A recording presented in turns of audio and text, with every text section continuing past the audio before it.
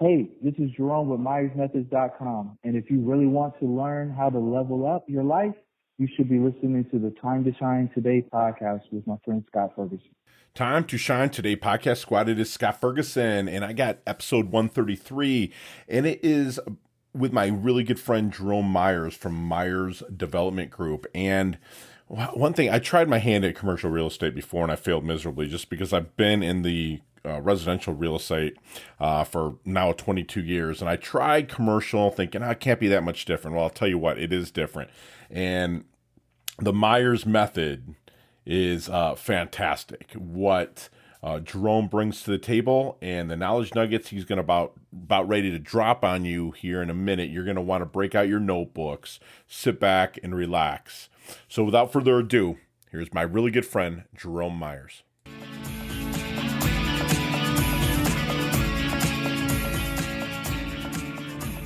Hey, time to shine today, Varsity Squad. It is Scott Ferguson, and I got myself Mr. Jerome Myers here from the Myers Development Group.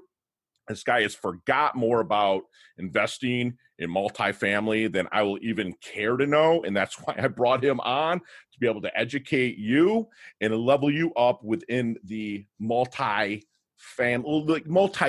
I mean, this guy, his resume is sick. You need you to go to jeromemyers.co, not com.co, and just check out his story. And we're going to dig into a little bit about that as well.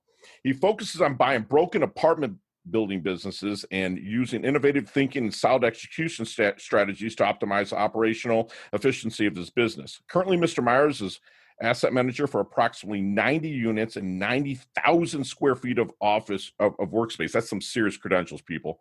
And when he's not actively working on his personal portfolio, he coaches other real estate investors on the Myers method of multifamily investings. And hang on to the end of this, because not only is Mr. Myers going to drop some serious knowledge nuggets on you about investing and leveling up your life, but also he's going to allow me to be an affiliate, which I'm going to be able to offer you his program at a pretty solid price. So, man, Jerome, come on, introduce yourself to the squad.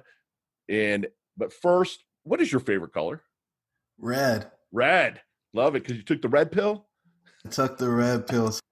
I took it, man. I love this. I've been waiting a while to get Jerome on. He was introduced to me by somebody that I care a lot for, and he's a great guy that helps a lot of people out there, and the squad has actually reached out to Jason Holzer. But Jerome, let's get into the origins, man. Let's start from maybe college forward to how you really started to get into the real estate investing, please.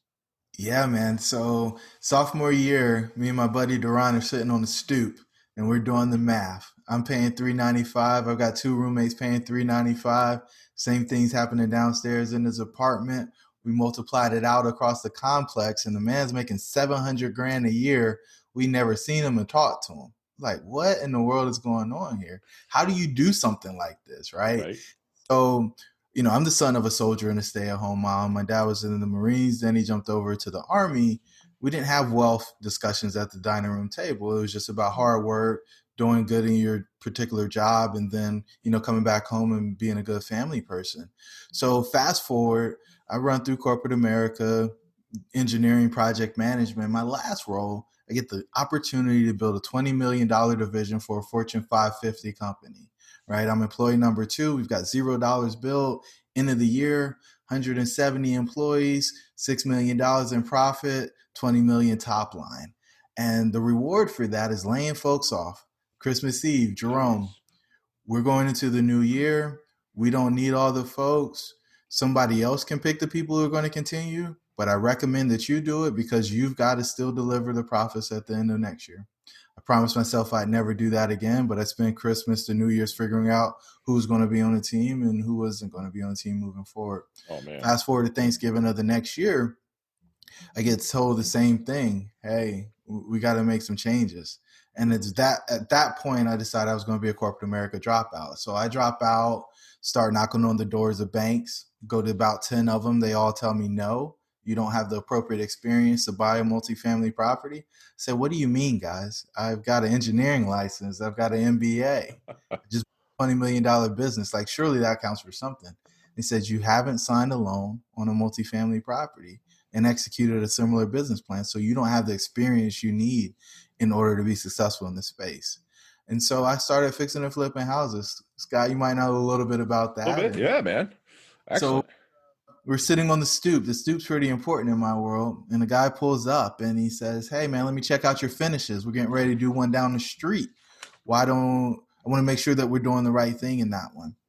And sure enough, we're talking. He's like, "Hey, I'm thinking about buying this building." I was like, "Man, where?" "Oh, it's down in Churchill." I was like, "I tried to buy that 4 or 5 months ago." They said, "I'm an experienced partner." He said, "Well, I'm going to write an offer." And I said, "Please don't leave me out. Bring me in on the deal. You're the guy I've been looking for." Sure enough, he went and made that offer without me. It got rejected. He went and talked to one of my buddies who was a general contractor, said, "I need you to come in on this deal with me." He said, "I'm only doing that deal if Jerome's in the deal," because he was talking to me about it 4 or 5 months ago. And so I got in my first deal. Nice. And it How was many units was that, Jerome? 23. It was 20. a Okay. 1.27 buy. Okay. Bought it with average rents about $695, and we touched everything in there, Scott. We did the roofs, parking lot, siding, tuck walls out on the first floor. These are townhome style units. New baths, new kitchens, all the things. Added a bathroom on the first floor, and we get through that, finish everything, get it leased up. Now we're getting $11.95 there, and for the people who do the math, that's a significant increase in the value of that property. Oh my gosh, yes. We're still holding that. But, the thing that happened, though, is after we closed, because I was selected as asset manager, there was a press release that came out from the brokerage company that sold us the deal. And my phone started blowing up, Scott. Guess who was calling? Let me guess. The bank? The banks were calling. I had experience. I checked the box. Yeah. I leveraged that and started buying deals here in Greensboro, North Carolina, and we've been doing it ever since, man. That's fantastic. Let me ask you something. You went and have an engineering degree, right? So you are smart. As a realtor, you're my worst nightmare because you're going to read every freaking word in the contract, right? And pick it apart. But and I say that, affectionately. But what does your family think about, man? You have a degree, right? And you're going and doing the real estate investing. You're crazy, right? Right. Because you go to school, you go get a good job, you get married, you have 2 kids, and you get a white picket fence and a dog, and you do that for 40 years, and then you hope to live for 5 or 10 afterwards. And right. What are you doing? And so it's a different story, but it goes back to taking the red pill, right? Right. The main for me was a documentary, and it talks about, it shows you the 2 paths in life you can take. You can take the one that's kind of proven and steady and monotonous, or you can jump out of that thing and live life in truth and really pursue your dreams and your ambitions and make those a reality. I love it. So as a real estate investor, what do you think makes a great investor? Consistency. Okay. Consistency in what? Because, there's a whole lot of people who get out here and they say they want to do this and they want to do that, but it's the consistency and the ability to persist through the challenges that make all the difference. Right. People are starting out on an endeavor or a venture. They've got these kind of loose guidelines on what they're supposed to do, but there's nobody to stand over you and say, "Hey, is this delivered? Did you call that person? Did you follow up on that lead? Did you do all the things that you have to do in order to deliver the result?" Sure. It's usually based on you and your own effort, and most people aren't disciplined enough to stay consistent. Right. They feel that one maybe fail, and then they just, that whole right prefrontal cortex of their brain gets scared, and then they stop, right? So what then, let's put it this way, like, okay, so if I'm out, you offer, okay, how did you come to the realization that you want to start paying it forward and building a course to show others, basically to compete with you? Yeah, well, I don't really see it as competition. I can't buy everything, right? And the fact of the matter is, the stuff that most people are going to buy coming in, I'm not looking at anyway, right? And then when they find something that is bigger than they can take down and they need some help, guess who they're going to call, Scott? That's right. We're going to call the Myers man. So if I'm out at a networking event here in South Florida, we're allowed to do that a little bit, go out, press some flesh, have a couple adult beverages. And I'm talking to somebody who would be what kind of things would they say to me, Jerome, that would make them a good referral connection or someone that I might want to introduce to you? Yeah, I think the people who are going to be successful at this have some form of technical background or ran some business, right? Mm-hmm. When you introduced me, you said I buy broken apartment building businesses. This isn't your traditional run of the mill where you're buying a widget, and I consider houses widgets, right? Right. You buy the widget, you sell the widget for a bigger profit. Here, you're buying the building, it's attached, well, you're buying the business, it's attached to real estate. That's what the bank likes to lend on. Right. Mm-hmm. And then you're fixing that business, right? You're increasing revenue, you're decreasing expenses. That makes it worth more. And that's when you make the equity play. The big difference between the single family and the multifamily stuff is the single family is based on the cells around you. The multifamily is based on how much money you can make the thing make. And Okay. so Capitalization rate, right? Yeah. Yeah. The cap rate is what you divide into, but that net operating income NOI, is the difference. And so you can, it's really simple though. It's not easy, but it's simple. You either increase the income and keep the expenses the same, or you keep the income the same and decrease the expenses, or you can do the best of both worlds where you increase the income, decrease the expenses, and then you get an explosion on that net operating income. And then when you divide it by that cap rate or the capitalization rate, that's when you jump up that value. And to illustrate the point, man, if I have something that's a 10 cap and I increase the value $100 per door per month, right? And well, let's make it $10,000 a year. Right. And I divide it by that 10 cap, I've increased the value of the property by $100,000. Sure. By increasing the income by $10,000 a year. Right. And so when that number gets smaller, the amount that each dollar of income is worth jumps up even more. Wow. That's the really powerful piece of being in a multifamily space. Dude, that's literally the best explanation I've ever gotten for cap rates and how that can work towards the NOI, the net operating income. So I appreciate that. Hey, tell us about a fail. It can't be roses across the board. Tell us about one that sticks out to you, the one that you're like, man, that you could have made right, but you made the wrong decision.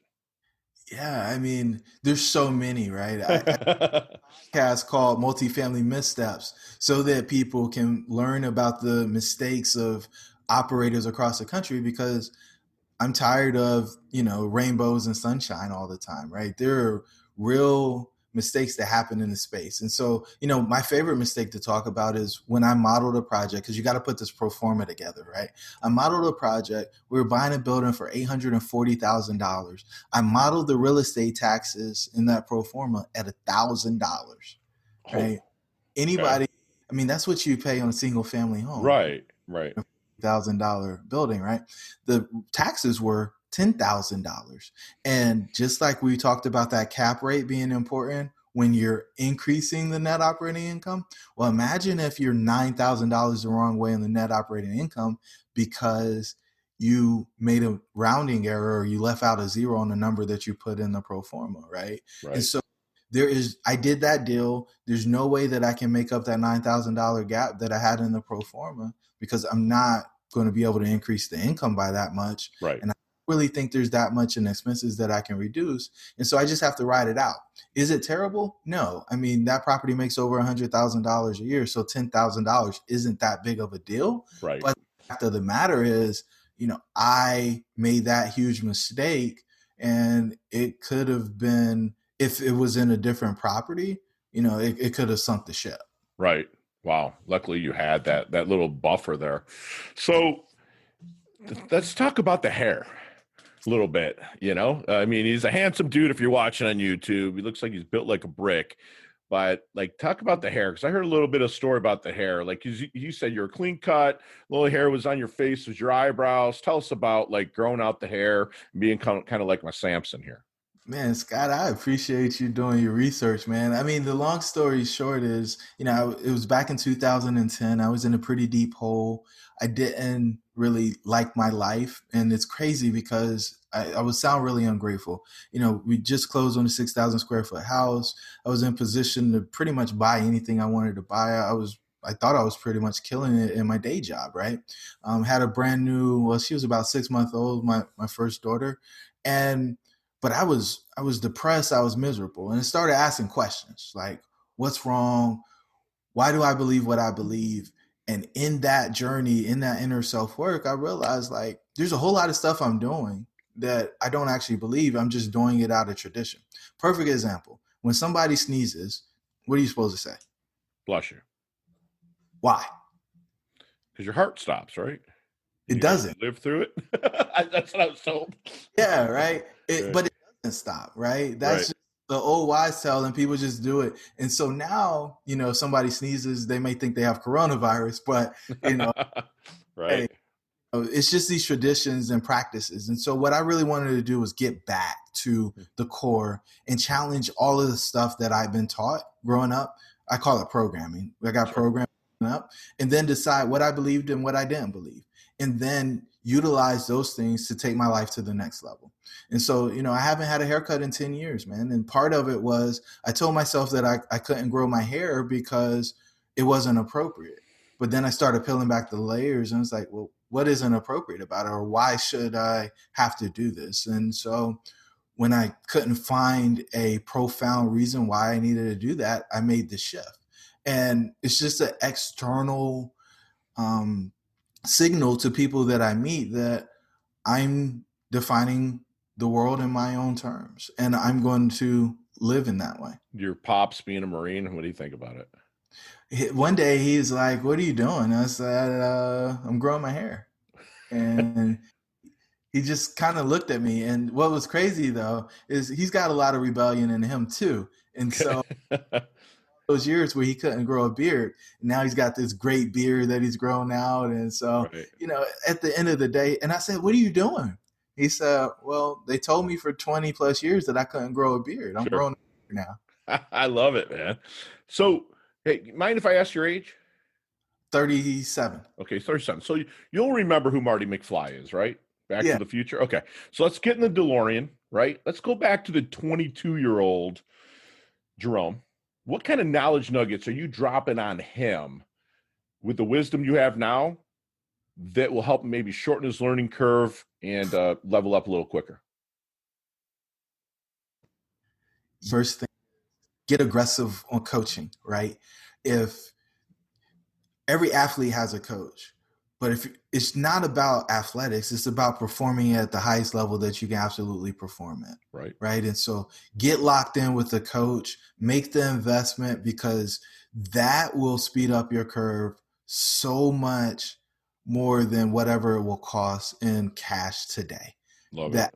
The exponential return on investment if you've got the right person and you're willing to actually follow the guidance. I think the second thing I would say is go to multifamily now.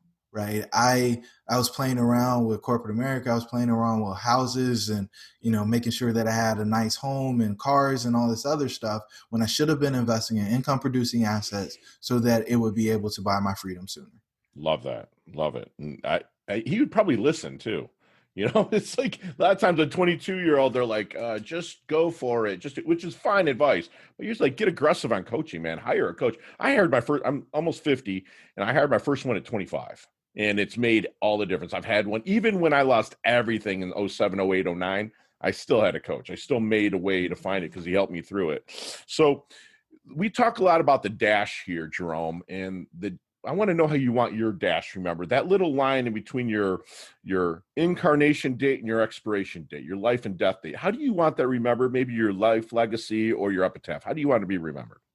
Yeah, I want to be remembered as a lover of people, right? When we look around the world and all the stuff that's happening, I think love fixes it all. You want to be able to handle people with grace. You want to be able to handle people with mercy. And I think those things in and of themselves fix the vast majority of the problems in the world. And so if I can be a living example of that and encourage other people to do it, I think my time here will be well spent. Love it. Love it. That's fantastic. So when someone comes to Jerome for to learn how to level up and get involved in the multifamily world, is there any good question that you wish they would ask you but never do? What do I have to do in order to be successful? Okay. Right. Everybody comes in thinking, oh, well, success is guaranteed. And if I just write this check or if I do this one thing, then it's going to happen. And that's not true. It's a bunch of stacking. There's a bunch of maneuvering. There's a bunch of steps forward and 2 steps back in order to get to what you got to get to. And they don't actually ask the question. So what is the BIG, the big thing that Jerome wants to accomplish, before, you draw that last breath? I want to free 100 people from work they're not passionate about through multifamily investing. It's 100 people minimum? That's the minimum. Got it. Love it, man. So what are 3 things, or let's say person, places, or things, 3 things that Jerome can't live without? Oh, my kids. Okay. 1. My ladies, number 2, and travels, number 3. Love it. I was asked, what 3 things I would take to the Mars if I was the first colony. I was like, 1, my lady, Susan. 2, my dog Stitch, and, my fur babies, all my fur babies. And 3 would be chicken wings, because I'm a snob, dude. You know what I'm saying? So it's like, I need a good chicken wing. So I got to take those 3. But hey, so what is your definition of a life well lived then, Jerome? Significant, right? It's your ability to positively impact the lives of the people around you.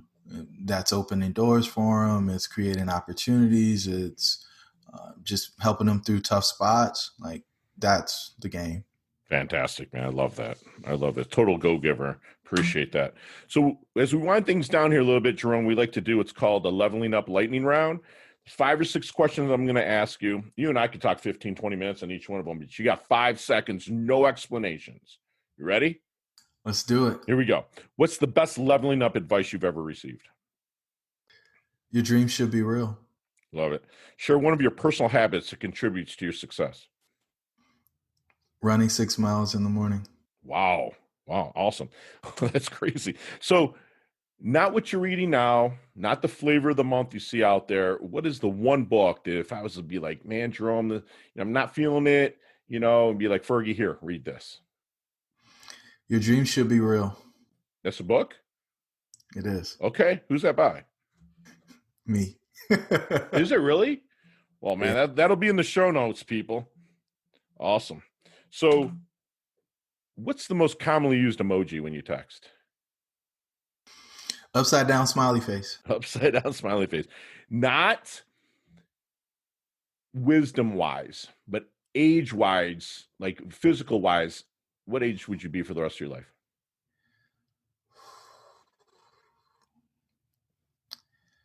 I think I'd be 37. 37. Okay. That was a great age too. It's just, the market crashed when I was like 37, 38. So my mind was elsewhere. Like I always look back to 32 because that's when I was the most energetic and whatnot. But so what is your favorite organization or charity you like to give your time and or money to? Yeah, so my alma mater, North Carolina A&T State University, we set up a full scholarship for engineering student there. Awesome. So Fantastic. we need to sow into that. Awesome. And last question, it's a little bit harder, but what is the best decade of music? 60s, 70s, 80s, or 90s? Gotta go with the 90s. 90s, all right. Yeah, such great transitional decade, man. Fantastic. So how can we find you, Jerome? Yeah, if you're interested in learning more about multifamily investing specifically, jump over to myersmethods.com. And I'm on LinkedIn, and I'm the only Jerome Myers in Greensboro, North Carolina. Gotcha. So it's myersmethods.com. And folks, I'm going to, again, like I talked about earlier, I'm going to set up as an affiliate with Mr. Jerome here to be able to, because I believe in what he's doing and he's actually genuine. He's a total go-giver wanting to impact lives. So Jerome, leave us with one last knowledge nugget that you want us to take the squad to take with them, internalize, and take action on. Yeah, for me, I'll go back to the nugget I was given. Your dreams should be real. And if you haven't heard that before, now you're accountable for it. So whatever that dream is that you put on the shelf and you let the world tell you shouldn't have, you got to pull that thing down and make it a reality. There's somebody that you haven't met that's counting on you to do what's been put on your heart so that they can go do their thing. And so please don't let them down because the world's counting on you. Love it, man. And Squad, I don't know about you, but I just got a free FREE masterclass. And if you're watching on YouTube, you can see the notes that I'm taking is just outrageous. I do one day want to sit on the stoop. I want to be invited to the stoop with Jerome and whatnot. But this guy has a persistence that doesn't recognize failure, consistent and persistent that didn't recognize failure. He took the red pill. He got that 23 unit building. He had it at 16,000 and he pushed it up to 27,485. That is amazing what he did to really turn that building around. He wants to be able to guide you so you don't have the multifamily missteps. Get out of your tradition, man. If it's not fitting you and it's not fitting what you're feeling, then get out of it. Like Jerome did, he grew his hair out. He feels comfortable. He feels present. He feels in demand. Get aggressive about hiring a coach. I cannot say that enough. He's a lover of people and he handles people with grace and mercy. He would want you to ask yourself, what do you have to do to be successful? And when you're asking yourself that, remember that Jerome is out there wanting to free 100 people of mediocrity and have them level up. He wants to be significant and impact lives, and his dream should be real. And my man, thank you for coming on, Jerome, onto the Time to Shine Today podcast. You're fantastic. You level up your health. You level up your wealth. You're a go-giver. You're part of our squad now, man, so you can't go anywhere. This is awesome, Scott. I appreciate the opportunity to share with you, man. Appreciate you, brother. Talk soon. All right. Hey, thanks so much for listening to this episode of Time to Shine Today podcast. Proudly brought to you by Sutter & Nugent Real Estate Excellence, who can be reached at 561-249-7266 and online at www.sutterandnugent.com. If you are a business owner or professional who would like to be interviewed on Time to Shine Today, please visit timetoshinetoday.com/guest. If you like this episode, please subscribe on Apple Podcasts, Google Podcasts, Stitcher, Spotify, iHeartRadio, or wherever you get your podcasts. There's a link in the show notes to our website. Also there, you will see our recommended resources. We hope that you will support our show by supporting them. If you like what you've been listening to, it'd be great if you could just give us a 5-star rating and tell your friends how to subscribe while you're at it. I'm your host, Scott Ferguson, and until next time, let's level up. It's our time to shine.